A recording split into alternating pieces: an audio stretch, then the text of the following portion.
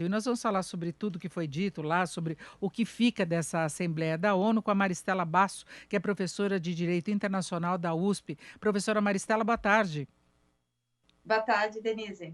Bom, professora, eu estava ressaltando alguns pontos aí que parece que o presidente Bolsonaro mandou um recado para os apoiadores no âmbito doméstico e do outro lado ele quis passar uma imagem diferente daquela que a imprensa internacional e mesmo boa parte da imprensa aqui no Brasil divulgam em relação às questões ambientais, em relação à forma como o governo lidou com a pandemia, enfim, ele tenta passar uma imagem positiva para atrair investidores, né? Eu acho que foram dois pontos diferentes aí da fala dele, não é?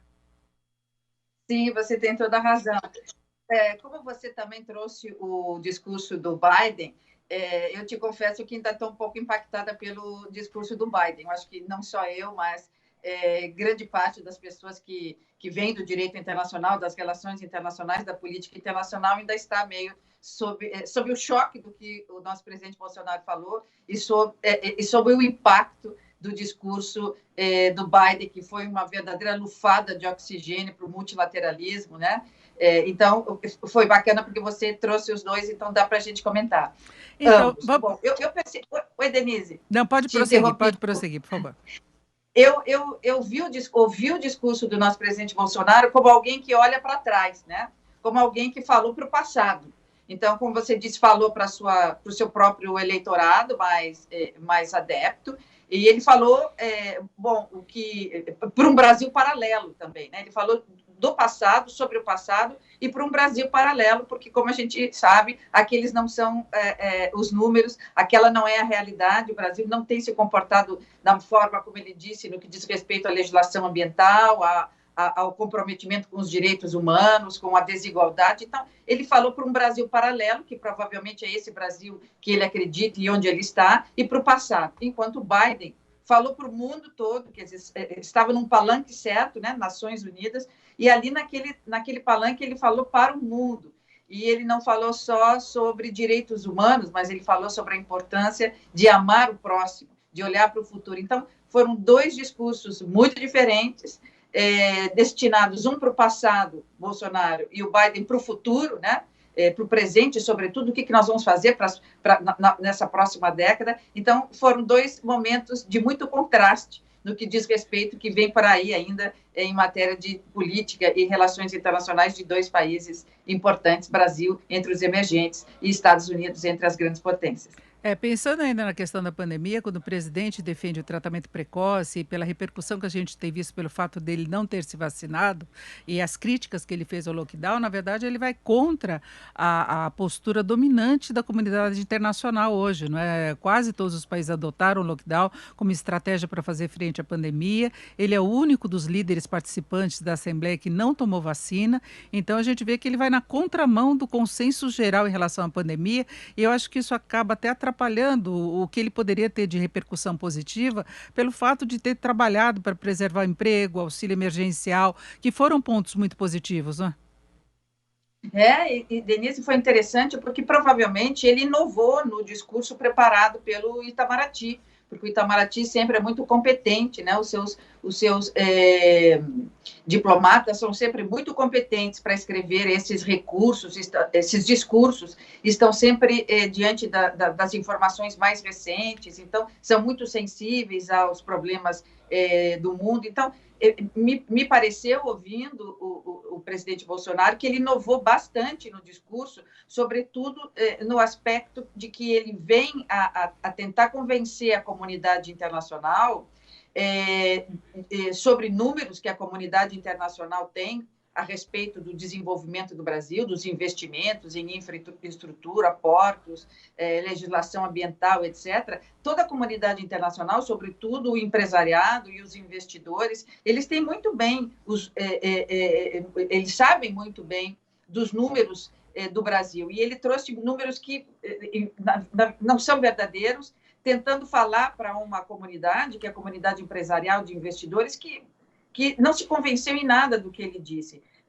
Pode até concluir que esses equívocos do discurso representam até uma má-fé, né? De tentar trazer para o mundo dados que não são verdadeiros e que estão devidamente comprovados como não verdadeiros. Então, ele falou para a plateia dele, que já está convencida, né? Ele pregou para os seus adeptos e deixou de pregar, quer dizer, deixou de trazer informações convincentes, faltou olhar para o futuro e dizer o que o Brasil vai fazer daqui para frente para convencer a comunidade internacional no que diz respeito a esses temas todos que estão hoje na agenda internacional. E me surpreendeu bastante também que no próprio discurso há contradições que são graves. No momento em que ele faz, lá pela metade do discurso, uma defesa do Brasil, no sentido de que o Brasil não discrimina, de que o Brasil é defensor dos direitos humanos, ele, ao mesmo tempo, diz que reconhecerá e receberá os afegãos que estão em sofrimento no seu país e procurando refúgio, ele receberá os cristãos. Bom, mas e os outros? Quer dizer,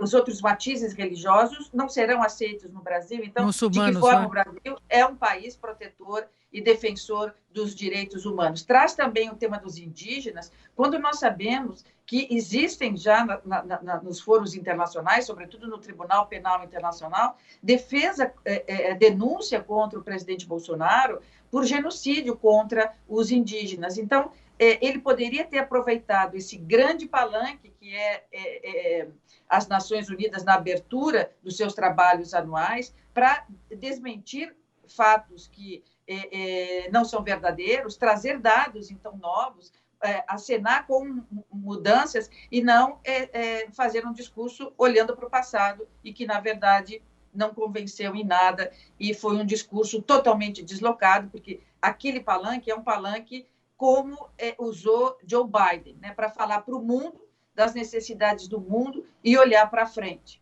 Perdemos mais uma oportunidade, Denise. Tem a questão ambiental, que ele colocou que o Brasil tem a melhor legislação do meio ambiente. Agora a gente sabe de todas as iniciativas para alterar essa legislação, para passar a boiada, não é? Como disse o Ricardo Salles, que é ex-ministro do Meio Ambiente, que teve uma repercussão internacional também, não foi apenas uma repercussão local, e o mundo observa muitos dados mais recentes em relação ao desmatamento, e ao contrário do que o presidente colocou, os números têm piorado. Inclusive, em relação à Amazônia, nós tivemos nesta semana a divulgação de um novo balanço referente ao último mês, o levantamento mais recente, com piora em relação ao mês anterior, em relação ao ano passado, e o presidente coloca uma situação diferente, talvez tentando criar uma realidade na qual já se observa o Brasil com muita atenção, não é? Ele não chegou a falar diretamente, por exemplo, do marco temporal, que é uma coisa que cria muita polêmica no exterior, não é? Mas ele falou da questão das áreas indígenas, do quanto que ocupa do território nacional, colocando aí como a importância também do agronegócio, da agropecuária, que alimenta o mundo. Não é? Eu acho que ele poderia ter ressaltado essa importância do país, mas não passando por cima, assim, com frases feitas quanto à questão ambiental, que é uma grande preocupação que se tem hoje, e Biden, na sequência, colocou exatamente esse ponto, não é? Sim, Denise, esse foi um tema quase na metade do discurso dele, que ele perdeu, como você disse, uma oportunidade de esclarecer para o mundo que talvez os problemas que as nossas florestas estejam enfrentando, na verdade, estão sendo controladas, que há toda uma política do governo para melhorar o que não foi feito ou para levar a cabo medidas que ainda não implementou, que se reconhece que houve aí um momento, um momento longo, né, no qual se viu o Brasil como um país das queimadas, ou do não respeito dos direitos ambientais.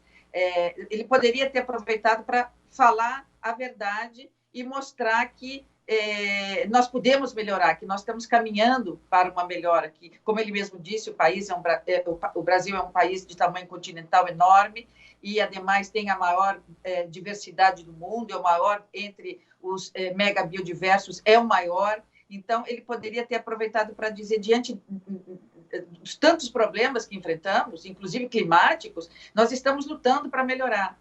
A nossa legislação ambiental está par e passo com os acordos internacionais, nós estamos tentando cumprir as metas até 2050, como ele mesmo disse, mas com base na verdade, e não com base no exagero de dizer a nossa legislação é a melhor do mundo, quando você mesmo disse, nós todos sabemos que não é uma boa legislação de proteção ambiental, é um bom código florestal, contudo não adianta a gente só ter boas leis, nós temos que fazê-las cumprir, nós temos que ter organismos do Estado, órgãos do Estado, que possa cumprir o que lá está, vigiar, controlar, punir, né? Então, nós precisamos, sim, melhorar os mecanismos de aplicação da lei, porque a lei existe, não é a melhor, mas ela está par e passo com os nossos compromissos internacionais. Talvez tenha faltado uma pitadinha de modéstia, né?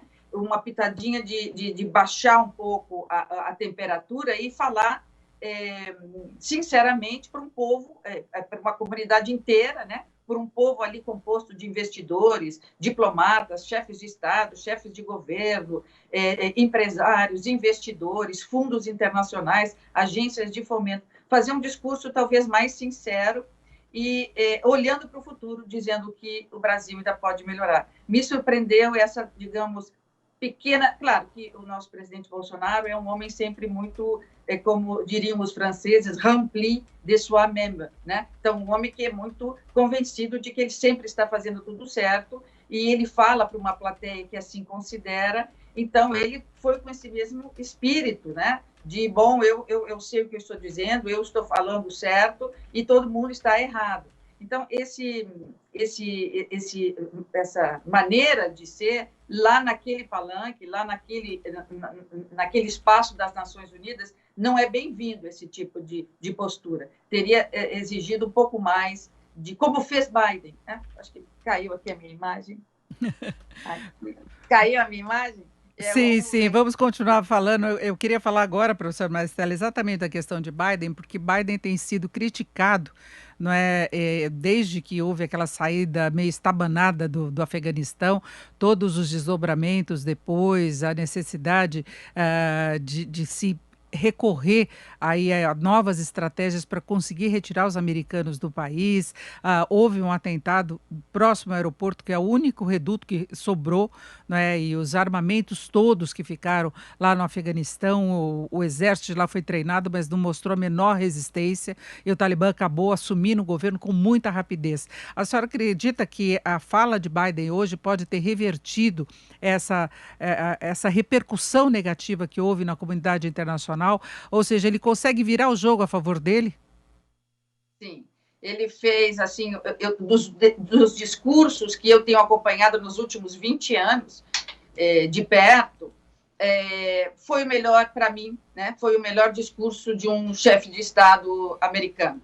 Ele falou, a gente viu, ele foi Biden, né? Ou seja, ele voltou àquele Biden do tempo da campanha. Ele não deixou escapar nenhum aspecto, né? Ele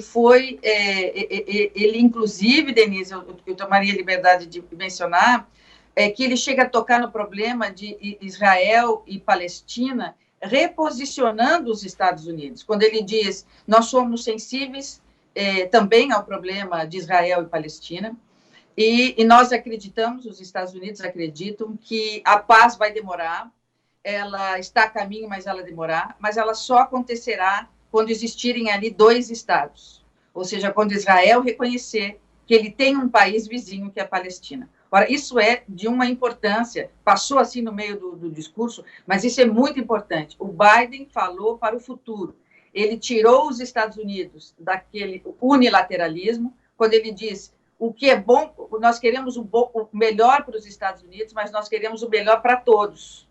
Porque não adianta só o melhor para os Estados Unidos, porque nós só vamos crescer e superar os problemas que nós temos no presente e no futuro se nós trabalharmos de forma coletiva, se os Estados Unidos estreitarem as suas alianças, né, fazerem novas parcerias e nós trabalharmos pelo coletivo e não pelo individual. É uma volta ao multilateralismo com até mais ênfase do que durante o governo Obama. Quando ele diz que vai voltar ao acordo com Israel, com o Irã, que ele voltou aos acordos importantes de meio ambiente, como o de Paris, e que os Estados Unidos não vão mais responder primeiro com o seu poder militar. O poder militar será a última coisa que os Estados Unidos vão utilizar. Eles vão utilizar todos os seus poderes anteriores, que é o poder do exemplo, que é o poder da diplomacia, que é o poder da conversa, que é o poder de encarar, e ele vai além, dizendo, esta família humana, né?